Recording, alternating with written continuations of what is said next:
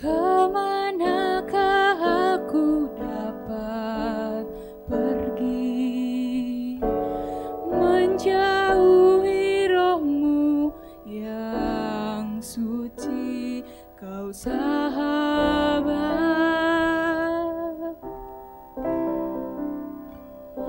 dan kau dekat.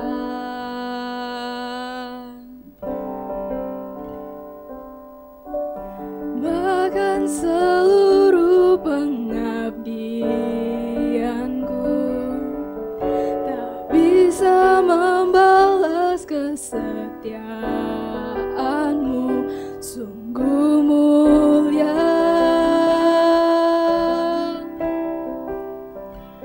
dan berharga.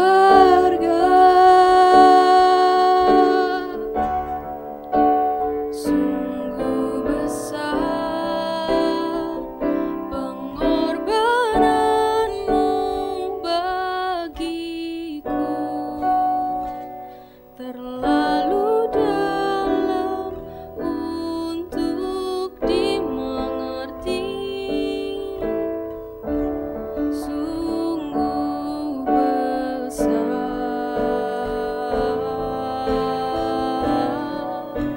sungguh indah yang kau pikirkan tentangku, tak terselami bagiku. Sungguh indah.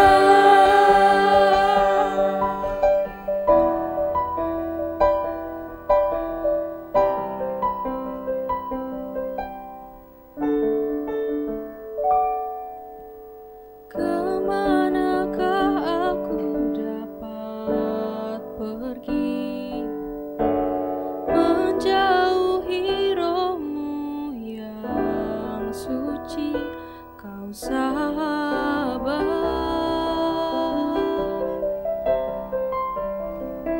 dan kau dekat.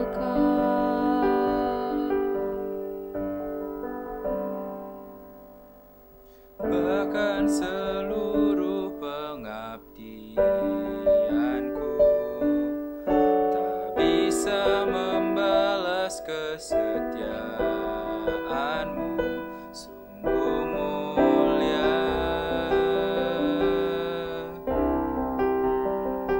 dan berharga. Sungguh besar pengorbananmu bagiku,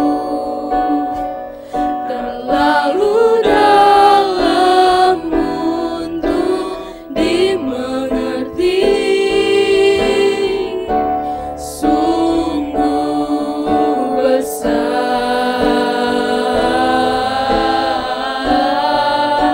sungguh indah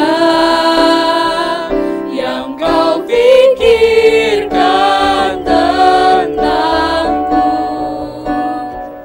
tak terselami bagiku. Sungguh indah.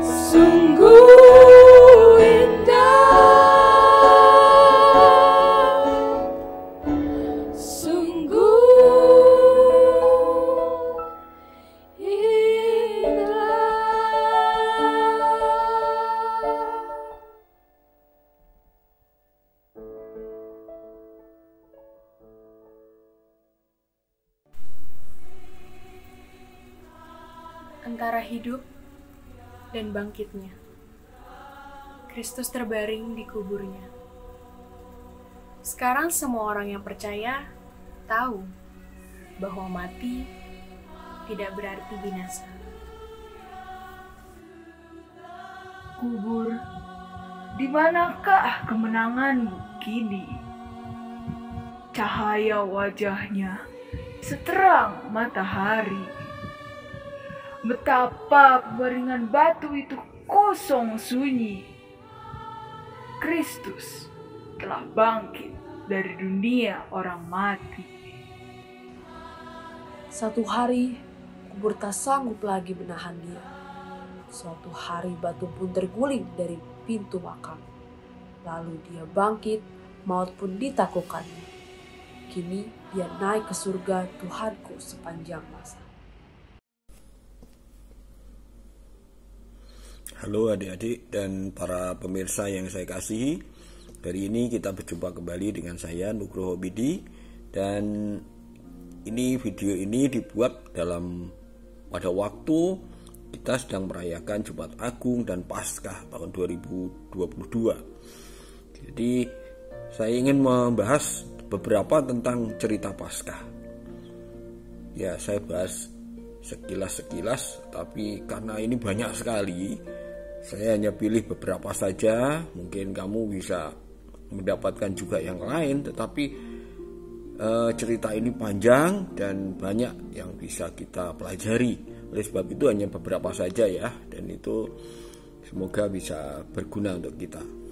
Jadi cerita ini, Paskah ini kita akan membahas tentang kekuatan dalam kemenangan di dalam krisis, tentang perdamaian, dan tentang kehidupan yang kekal.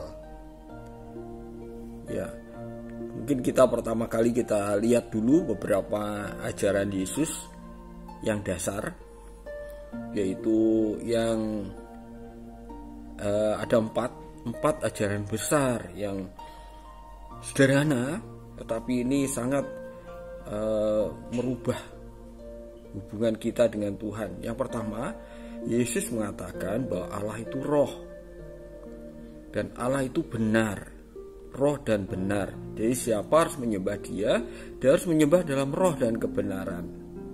Kemudian Allah itu kasih.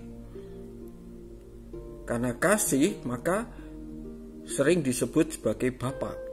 Yesus menyebutnya sebagai Bapa karena Tuhan itu pengasih. Dinyatakan dalam kehidupannya bahwa Bapa itu sangat mengasihi. Karena Bapa sudah menciptakan kita semuanya, dan Bapa sangat mengasihi kita sebagai Bapa. Oleh karena Tuhan itu adalah Bapa kita, maka kita adalah anak-anak. Nah, salah satu buktinya adalah bahwa di dalam kita ini ditempati oleh roh Allah. Jadi tubuh kita ini adalah bait roh Allah, kata firman Tuhan, dan itu menjadi bukti bahwa manusia itu anak Tuhan. Jadi kamu yang mendengar kisah ini, ingat bahwa Allah itu roh, Allah itu kasih, Allah itu benar, dan kamu adalah anak-anak Tuhan. Tuhan adalah Bapakmu yang di surga. Oke, kita mulai yang pertama dulu. Jadi kisah pertama ini tentang Taman Getsemani. Jadi waktu itu Yesus sudah tahu bahwa sebentar lagi dia akan ditangkap.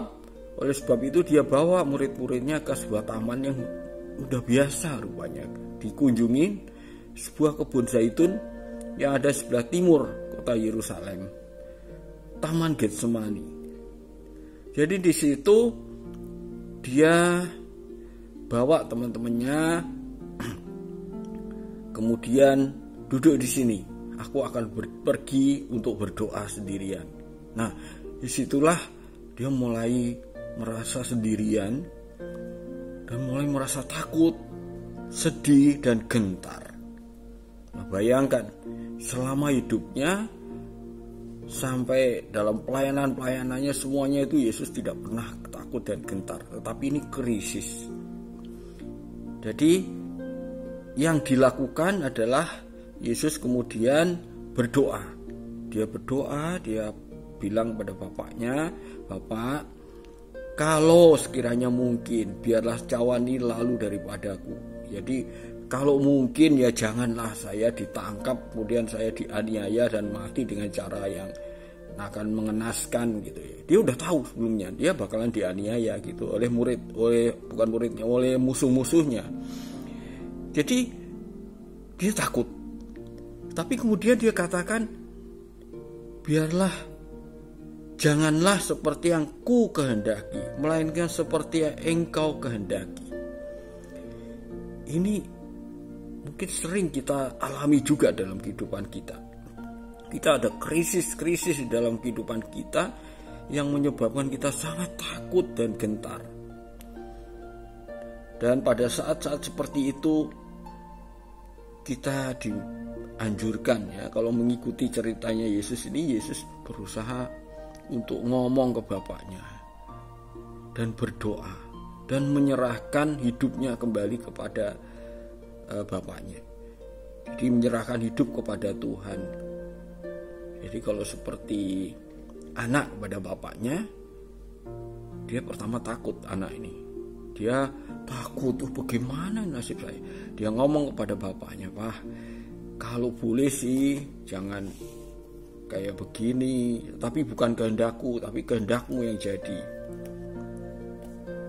Itu sampai 3 kali. Ketika jawabannya ya begitu juga, gak ada yang lain, maka dia terima dengan ikhlas, dia terima dengan tenang, dan ada satu kekuatan ilahi yang menyebabkan dia kemudian menjadi tenang.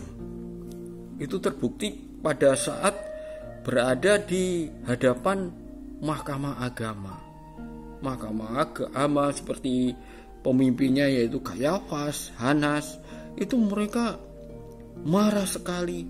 Mereka berusaha mencari tuduhan-tuduhan palsu kepada Yesus, tetapi Yesus tenang saja. Persoalannya sudah selesai di Taman Getsemani tadi. Jadi pada waktu dia menyerahkan hidup ke tangan bapaknya, dia tanya, "Memang ini kehendakmu?" "Ya sudah, saya jalani dengan tenang." Dan itu memberikan kekuatan besar kok. Jadi damai sejahtera dari Tuhan itu sering melampaui segala akal. Itu sesuatu yang supranatural.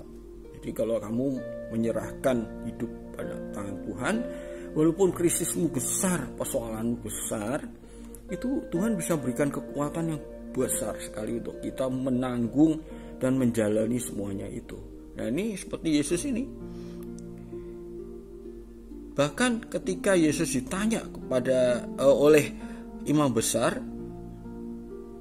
ya kan, dia ditanya bolak-balik, dikasih tuduhan macam-macam, Yesus diam aja. Tapi kemudian Kayafas pikir, wah ini ada satu nih yang nanti bisa dipakai untuk dia ngomong. Dia tanya, "Demi Allah yang hidup, katakanlah kepada kami, apakah engkau Mesias, anak Allah yang hidup atau tidak?" Nah, itu Yesus tidak diam saja. Kalau ditanya seperti ini, dia ngomong. Dia membenarkan, engkau telah mengatakannya. Jadi dia membenarkan bahwa dia adalah anak Allah. Dalam situasi krisis semacam itu, dia bahkan tidak berbohong, dia tidak berkelit, dia tidak mencari alasan, dan hanya karena ini, maka imam besar mengoyakkan pakaiannya dan berkata, "Ini hujat." Dia menghujat Tuhan, menghujat Allah. Jadi kita tidak perlu saksi lagi. Ini wajib dihukum mati. Jadi agama saat itu, mahkamah agama saat itu memang mengadili Yesus secara tidak adil. Bahkan Pilatus dan pengadilan sipil saja yang saat itu, pengadilan Romawi saja, itu tidak menemukan ada kesalahan dalam diri Yesus. Mereka bingung, ini ngapain kok orang baik begini kok ditangkap gitu. Tetapi mahkamah agama ini mungkin bagaimana ya, mereka bisa saking tersesatnya mereka berani menuduh orang yang benar sebagai orang yang menghujat Tuhan. Jadi memiliki mesti hati-hati. Sampai sekarang kita mesti hati-hati juga.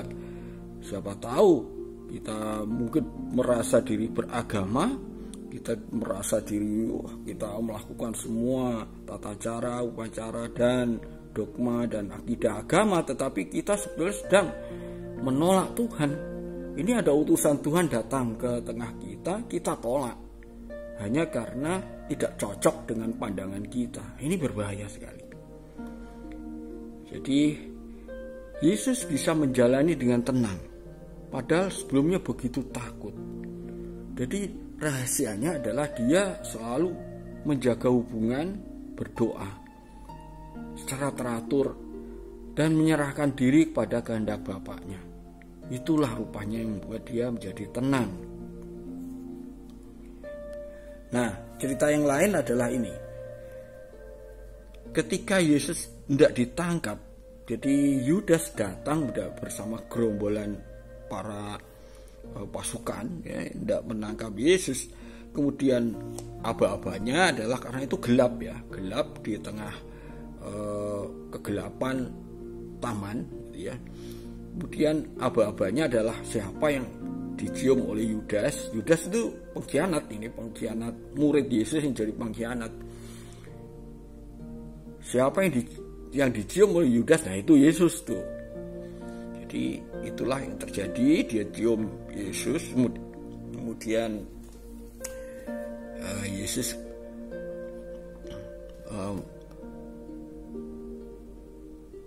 kemudian ditangkap, ya kan. Kemudian ada yang menghunus pedang, kemudian berusaha membela Yesus sampai memotong telinga dari seorang hamba imam besar. Tapi yang menjadi jawaban Yesus adalah ini: masukkan pedang itu kembali ke dalam sarungnya, sebab barang siapa menggunakan pedang akan binasa oleh pedang. Jadi ini anehnya di sini. Yesus ini punya banyak pengikut. Biasanya kalau orang punya banyak pengikut kan pasti dibela, kita mengerahkan pasukan untuk membela. Tetapi Yesus tidak melakukan itu. Bahkan dia katakan dia tidak membela dirinya, dan dia bahkan katakan bahwa tidak usah gunakan pedang. Kalau kamu gunakan pedang, gunakan senjata, kamu bisa binasa oleh senjata itu juga. Ini adalah gambaran dari apa yang dikatakan, jadi bukti atau perwujudan dari apa yang Yesus katakan sebelumnya. Dia katakan seperti ini: kerajaanku bukan dari dunia ini. Jika kerajaanku dari dunia ini, pasti hamba-hambaku telah melawan, supaya aku jangan diserahkan pada orang Yahudi. Akan tetapi kerajaanku bukan dari sini. Ya. Jadi Yesus mengaku bahwa dia datang ke planet bumi ini bukan berasal dari planet bumi ini, datang ke sini, ya, dan kerajaannya dia benar raja. Tetapi kerajaan itu bukan kerajaan duniawi. Kerajaan itu kerajaan Roma rohani, kerajaan yang berada di alam roh sana. Jadi kerajaan itu meliputi segala sesuatu, meliputi pemerintahan Tuhan di dalam semua orang, termasuk dalam kita semua yang mendengarkan ini. Tuhan bertahta dalam hati kita dan memerintah dari dalam kita.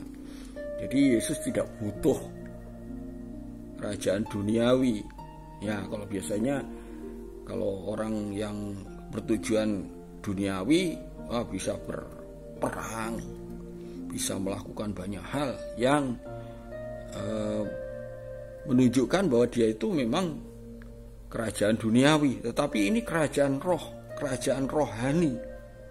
Sekali lagi, Allah itu roh. Jadi kerajaannya juga kerajaan roh yang ada di seluruh alam semesta. bukan hanya di bumi saja, tapi di surga, di planet-planet yang lain, mungkin kalau ada penduduknya dan seterusnya. Dan itu tidak terbatasi oleh waktu dan ruang, tidak terbatasi oleh sebuah kerajaan di dunia. Jadi perlu diingat ini, jadi Yesus tidak membela diri ya, dan ini memang aneh ya. Yesus tidak membela diri, tidak lari. Ya kan, dia sangat anti kekerasan. Jadi kalau di sini saat ini kita mendengar banyak kabar perang, perlu ingat bahwa Tuhan itu cinta damai. Tuhan tidak suka anak-anaknya berperang. Jadi sama seperti kita punya anak, tidak inginlah anak-anak itu saling bertengkar satu sama lain, dia saling berperang satu sama lain. Itulah Bapa kita di surga. Jadi kalau yang suka menggunakan kekerasan untuk menganiaya, untuk yang lain, mesti ingat ini. Tuhan tidak suka hal-hal seperti itu. Tuhan adalah Tuhan yang suka damai, suka perdamaian, dan Tuhan yang anti kekerasan. Jadi di dalam kehidupan kita, biarlah kita menjadi anak-anak Tuhan yang membawa damai pada dunia ini. Baik. Kemudian cerita yang lain adalah seperti ini. Yesus di hadapan mahkamah agama. Ya, jadi di depan Kayafas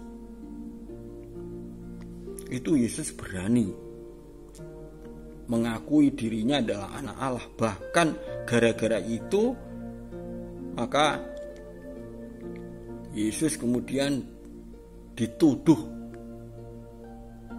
dengan hukuman mati. Jadi ini sebuah awasan, sekali lagi, kalau kita merasa beragama, bahkan mungkin kita pemuka agama, kita adalah depan mahkamah agama,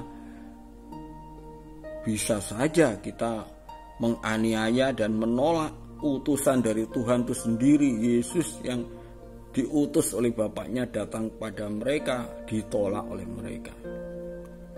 Jadi mereka lebih suka untuk terus berada di dalam kegelapan, di dalam sistem yang mereka bangun. Mereka tidak mau mendengarkan kebenaran. Jadi ini bagi siapapun di antara kita yang merasa diri paling benar, saya ingatkan bahwa untuk tetap mencari kebenaran, membuka hati, jangan karena kepentingan politik, karena kepentingan agama atau kepentingan yang lain atau kepentingan uang, kemudian kita menolak kebenaran. Itu dampaknya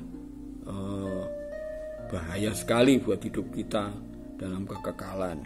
Kalau kita di akhirat nanti dipanggil oleh Tuhan, kita dihakimi dan Tuhan bilang, kamu ini mengatakan Tuhan, manggil nama Tuhan setiap hari, tetapi kamu melakukan kejahatan. Aku tidak mengenal kamu, kata Tuhan. Wah, kan celaka kalau kita diadili dan hasilnya seperti itu. Mari kita buka hati kita dan mendengarkan kebenaran itu. Kebenaran itu datang dari banyak sumber. Tuhan menggunakan kebenaran itu untuk berbicara dalam kehidupan kita. Berikutnya adalah penampakan Yesus. Setelah Yesus wafat, kemudian pada hari yang ketiga dibangkitkan. Kemudian menampakkan diri. Selama 40 hari menampakkan diri berkali-kali, bukan hanya 1-2 kali, tetapi belasan kali. Jadi penampakan ini yang salah satunya adalah kisah ketika murid-muridnya ada naik perahu, sedang semalaman tidak dapat ikan. Kemudian muncul di pagi-pagi mereka sampai dekat daratan. Kemudian di situ ada sosok yang manggil-manggil mereka. Hei anak-anak, adakah kamu punya lauk pauk? Katanya.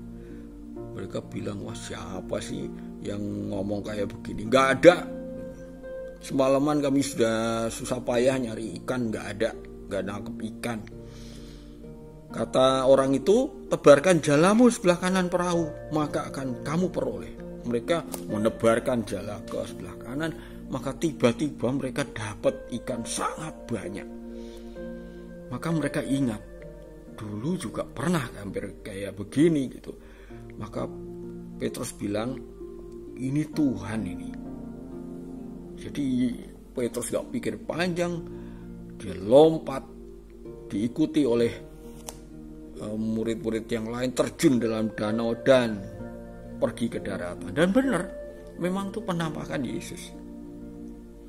Dan penampakan ini adalah satu hal yang membuktikan bahwa ada hidup setelah kematian. Ya, Yesus sudah meninggal, kemudian setelah itu masih menampakkan diri pada murid-muridnya.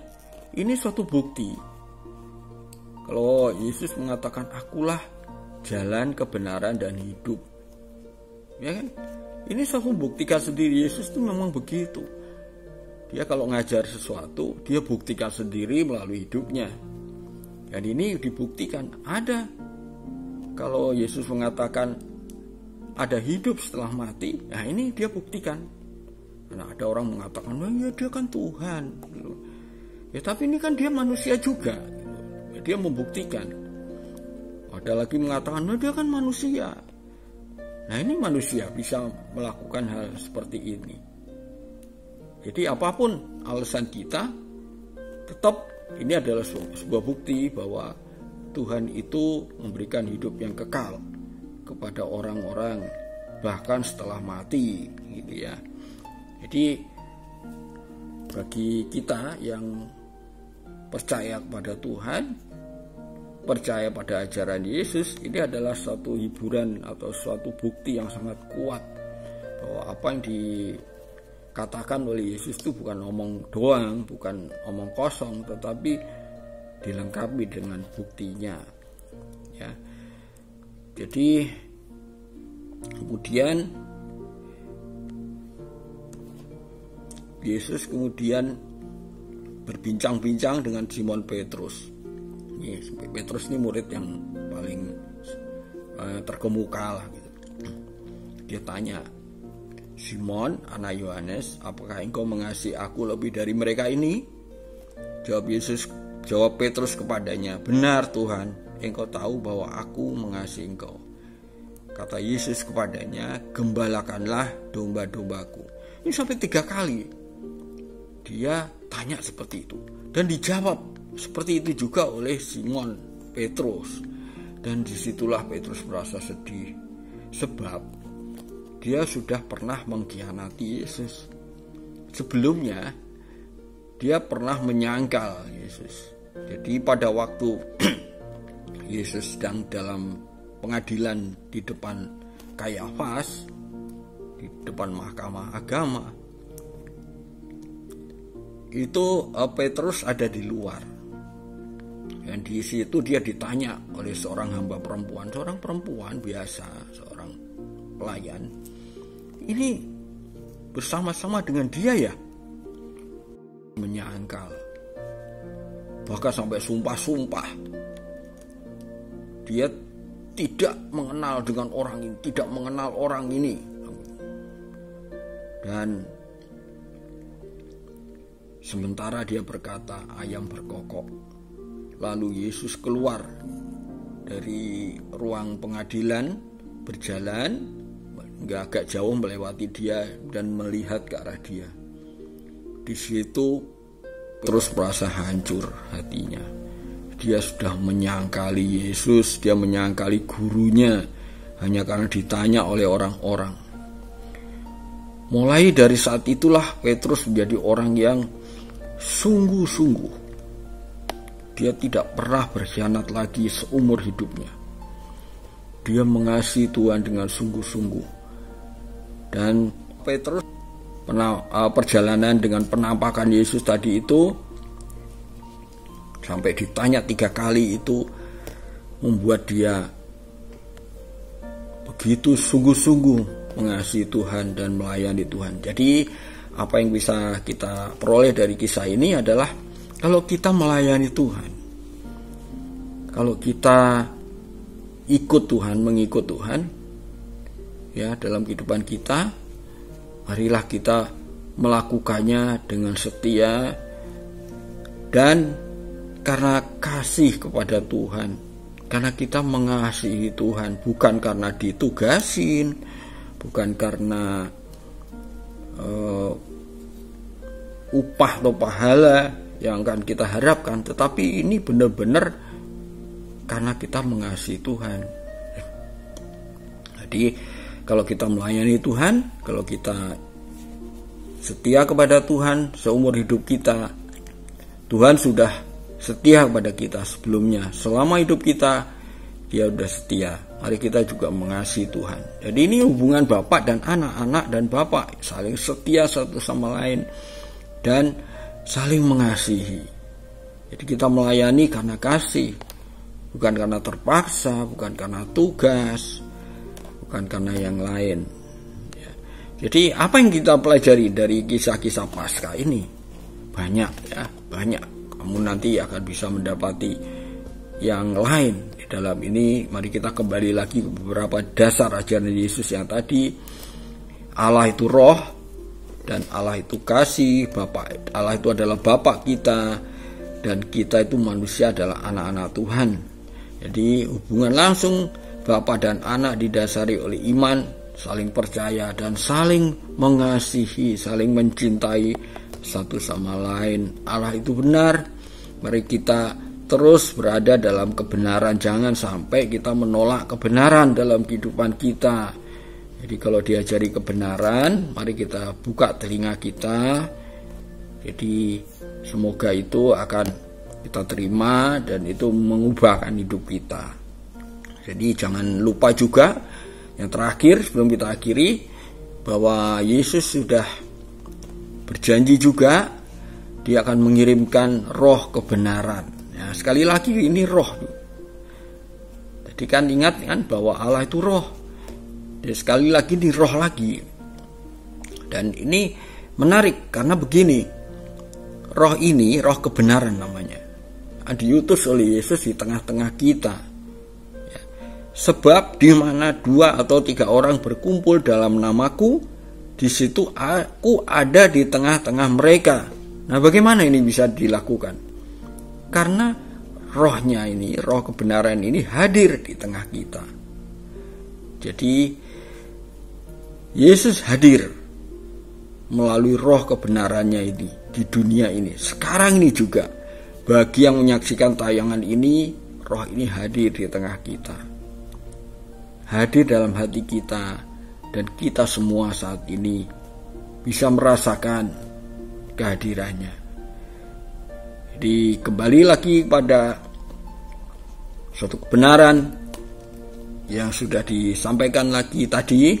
Allah itu roh, Allah itu benar, Allah itu Bapa kita yang pengasih, dan kita adalah anak-anak Tuhan. Ini hari ini kita sudah mendengarkan beberapa kisah mengenai Paskah. Semoga ini bermanfaat buat kehidupan kita. Amin.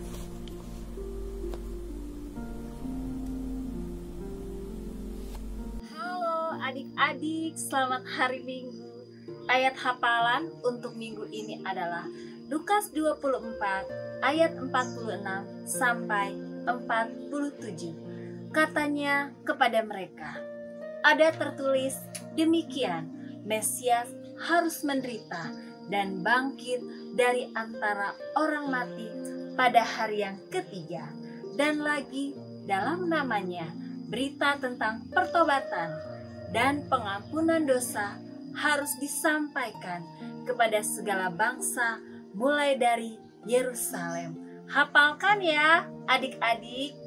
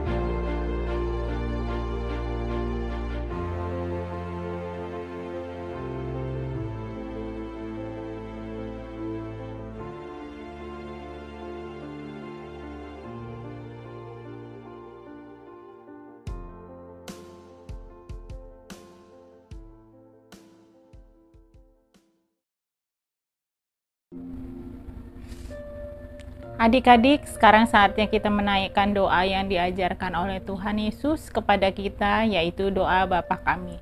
Mari kita bersama-sama memanjatkannya kepada Tuhan. Bapa kami yang di surga, dikuduskanlah namamu, datanglah kerajaanmu, jadilah kehendak-Mu di bumi seperti di surga. Berikanlah kami pada hari ini makanan kami yang secukupnya, dan ampunilah kami akan kesalahan kami, seperti kami juga telah mengampuni orang yang bersalah kepada kami. Dan janganlah membawa kami ke dalam pencobaan, tetapi lepaskanlah kami daripada yang jahat. Karena Engkaulah yang punya kerajaan, dan kuasa, dan kemuliaan, sampai selama-lamanya. Amin. Sungguh besar